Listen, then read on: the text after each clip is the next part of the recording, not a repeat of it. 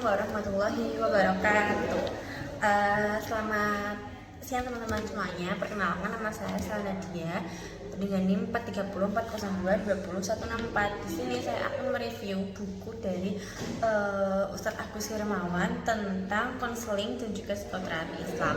Nah, di sini saya akan membahas dari bab 1 sampai juga dengan bab 5. Oke, di bab 1 nanti teman-teman bakal dapat tentang pengertian, fungsi, tujuan, metode, prinsip, persamaan dan perbedaan konseling dan juga psikoterapi Islam.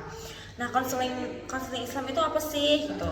Konseling Islam itu dalam bahasa Inggris itu konseling yang artinya merupakan nasihat, anjuran atau pembicaraan seperti itu.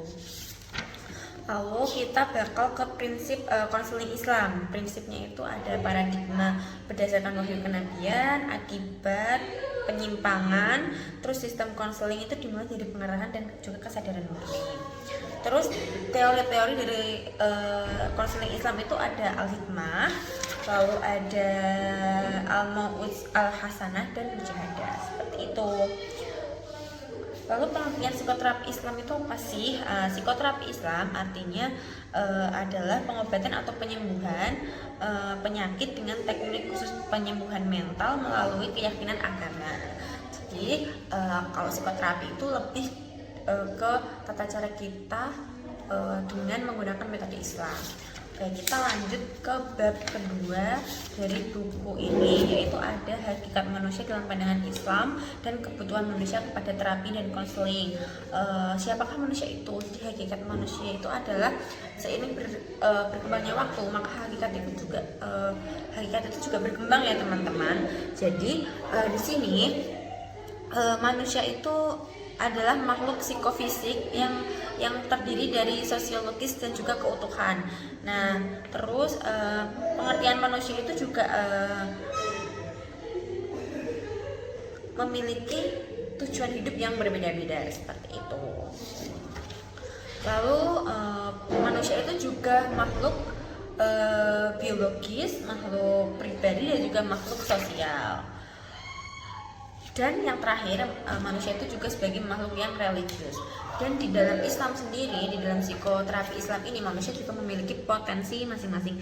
Dan dalam menunjukkan potensinya itu, kita bisa melalui tahapan dari psikoterapi Islam seperti itu. Terus kita lanjut ke bab 3 dari sejarah, teknik, dan hubungan psikoterapi Islam. Jadi psikoterapi Islam ini hubungannya erat dengan psikoterapi umum ya teman-teman, tapi bedanya di sini adalah menggunakan tata cara atau metode dari ilmu agama kita, yaitu Islam seperti itu.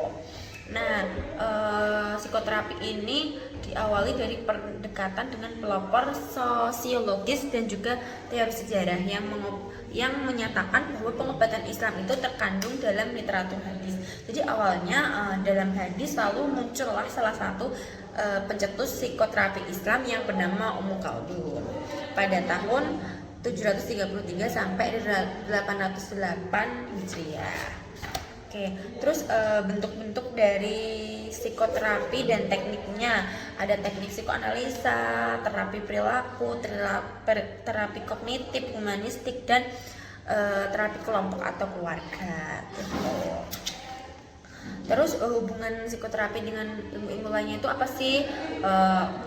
Ada hubungannya dengan psikologi konseling, yaitu memahami bagaimana masalah dan mengembangkan potensi, yaitu psikoterapi dan psikiater, yaitu dua cabang ilmu dari Islam dan juga kedokteran yang bisa dikorelasi sehingga timbul suatu praktik yang baik dan dapat membantu para orang-orang yang membutuhkan terapi atau psikoterapi seperti itu.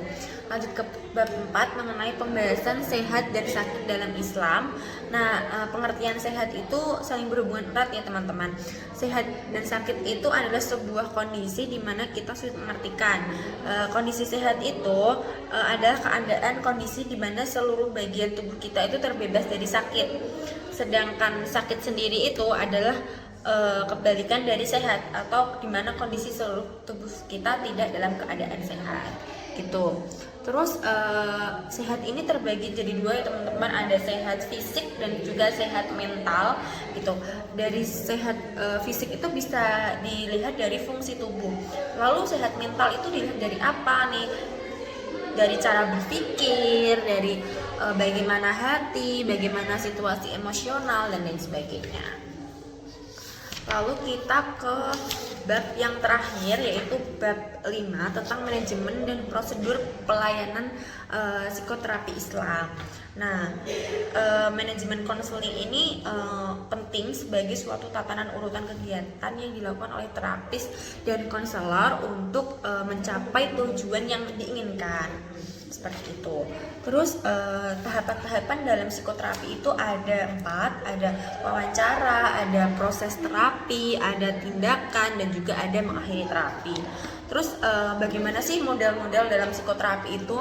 Psikoterapi itu banyak beberapa modelnya, dari model keimanan, dari model ibadah, dari model puasa, dan juga terapi melalui ibadah haji juga, ada melalui sabar, ada melalui istighfar, dan melalui zikir. Jadi psikoterapi Islam ini tidak hanya berpatok pada tatanan-tatanan yang itu saja, tapi dikembangkan sehingga mendapatkan model-model psikoterapi yang cocok untuk digunakan sebagai salah satu cara yang pas untuk menangani masalah yang dihadapi oleh kliennya masing-masing yang digunakan oleh terapis. Jadi setiap orang yang mempunyai masalah pada setiap dirinya itu memiliki cara atau intervensi dengan teknik psikoterapi yang berbeda-beda, seperti itu. Nah, ini dia akhir dari video saya yang mereview buku berjudul Konseling dan Terapi Islam oleh Ustadz Agus Hermawan. Teman-teman bisa mendapatkan buku ini langsung membelinya di Pak Agus atau ke Konfi. Tuh, bukunya bagus banget, recommended. Teman-teman bisa beli bukunya karena emang sebermanfaat itu dan banyak banget ilmu yang bisa didapetin. Oke, cukup sekian yang dapat saya sampaikan. Kurang dan lebihnya saya mohon maaf. Terima kasih. Wassalamualaikum warahmatullahi wabarakatuh. Jangan lupa subscribe, comment, and like. Bye bye.